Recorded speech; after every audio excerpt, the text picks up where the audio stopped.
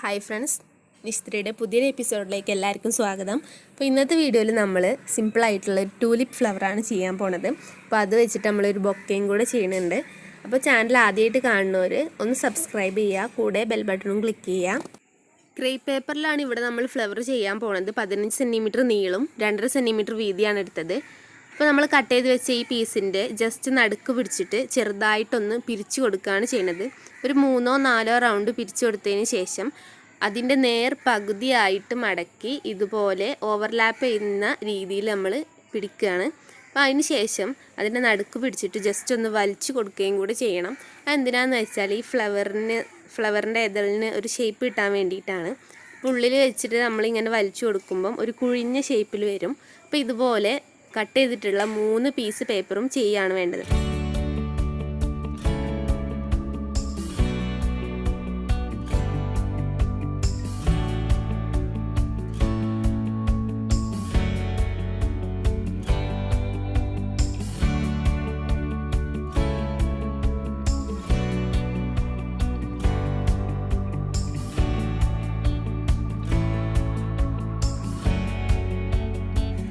ഇനി നമുക്ക് നടുക്ക് വെക്കാനുള്ള സംഭവം റെഡിയാക്കണം. അപ്പോൾ അതിന് ഇതുപോലെ കുറച്ച് വേസ്റ്റ് പേപ്പർ എടുത്തിട്ട് സെയിം കളർ പേപ്പറിൽ വെച്ച് ഒന്ന് പൊതിഞ്ഞെടുക്കുകയാണ്.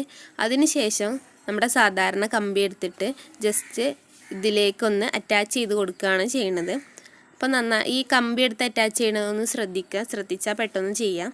ഇതിലാണ് ഇനി മറ്റുള്ള നമ്മൾ ചെയ്തിട്ടുള്ള ഇതളുകളെല്ലാം അറേഞ്ച് ചെയ്ത് വെക്കുന്നത്. അപ്പോൾ ഫസ്റ്റ് തന്നെ വെക്കുമ്പം ഒരു കവർ ചെയ്യുന്ന രീതിയിൽ തന്നെ പകുതിയോളം കവർ ചെയ്യുന്ന രീതിയിൽ വെക്കുക. അതിൻ്റെ ഒരു പകുതിയിൽ നിന്നാണ് അടുത്ത ഇതൾ വെക്കുന്നത്. അപ്പോൾ നൂല് വെച്ചിട്ട് നന്നായിട്ട് കെട്ടി കൊടുക്കുക. എന്നിട്ട് അടുത്ത ഇതളും വെക്കുക. അതുപോലെ എല്ലാ ഇതളും അറേഞ്ച് ചെയ്ത് വെക്കുകയാണ്.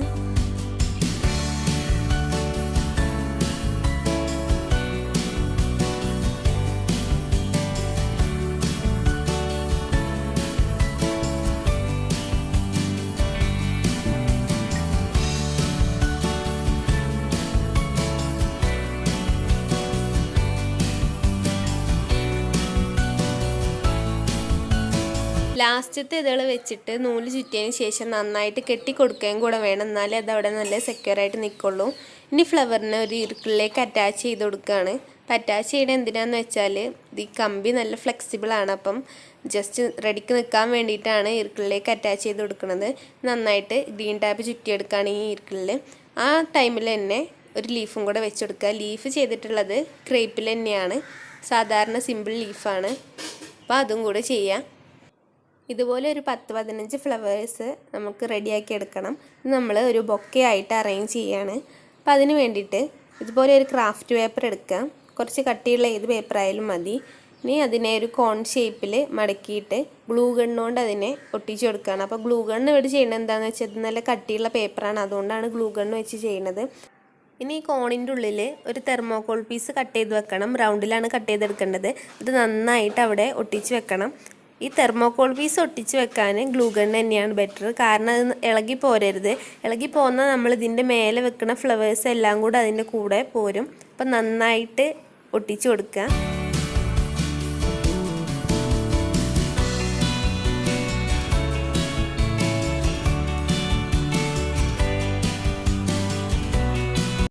ഇതൊരു ഡിസൈനർ ടാപ്പാണ്. അപ്പോൾ ഇതിന് 5 രൂപയാണ് ഇതിൻ്റെ പ്രൈസ്. അപ്പോൾ ഇതിൻ്റെ സൈഡിലൂടെ ഒട്ടിച്ച് കൊടുക്കുകയാണ്. ഇത് കുറച്ച് പഴയ ക്രാഫ്റ്റ് പേപ്പർ ആയതുകൊണ്ട് ഇതിൻ്റെ സൈഡൊക്കെ നന്നായിട്ട് ഡാമേജ് ആയിട്ടുണ്ട്. അപ്പോൾ ഇതൊന്ന് ഹൈഡ് ചെയ്യുകയും കൂടെ ആവാം. അപ്പോൾ നമ്മുടെ ഇഷ്ടം എന്താണോ, നമ്മുടെ ക്രിയേറ്റിവിറ്റിക്ക് അനുസരിച്ച് എന്തും നമുക്ക് ചെയ്യാം.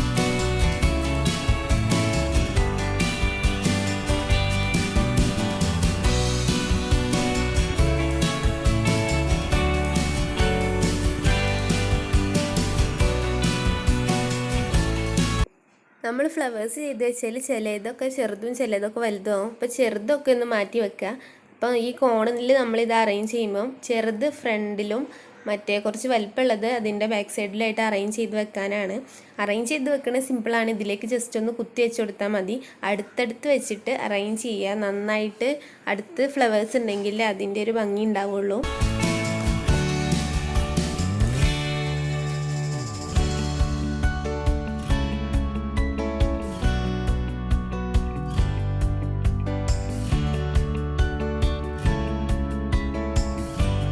അപ്പോൾ നമ്മുടെ സംഭവം കംപ്ലീറ്റ് ആയിട്ടുണ്ട്.